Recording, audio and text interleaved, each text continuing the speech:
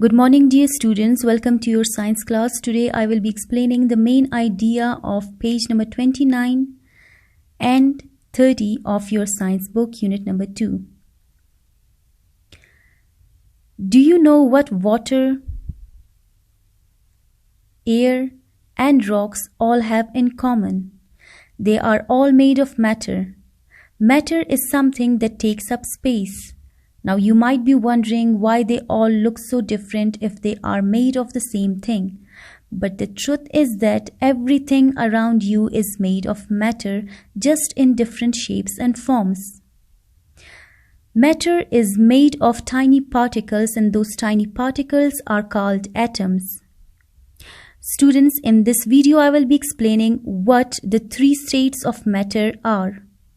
Some examples of the three states of matter and also the characteristics, or you can say properties, of the three states of matter. The three states of matter are solids, liquids, and gases.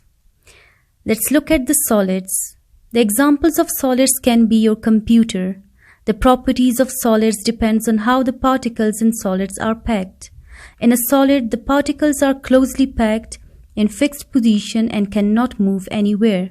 So, solids are rigid, cannot be squashed or compressed, have a fixed shape and a fixed volume. They cannot flow. Rocks, apples, pencil, and plants are all examples of solid objects. Now look at liquids. An example of liquids can be water. Just like in solids, the properties of liquids depends on how the particles in liquids are packed.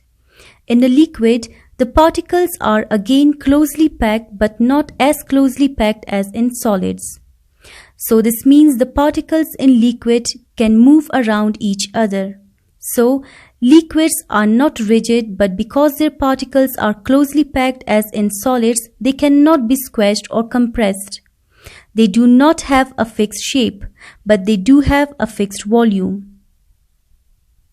Water, milk, and juice are some of the examples of liquids.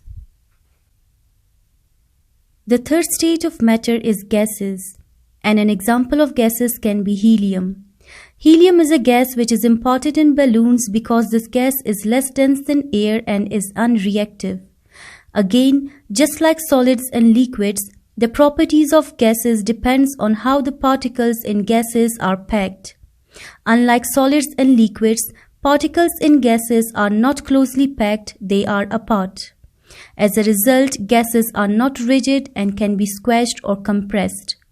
They do not have a fixed shape nor a fixed volume. They fill the whole space they are in. The air you breathe is an example of a gas. You might have noticed that you cannot really see air. Often, gases are invisible, but they are still there. There are some different types of gases in the Earth's atmosphere, like oxygen, nitrogen, carbon dioxide, helium, and water vapors.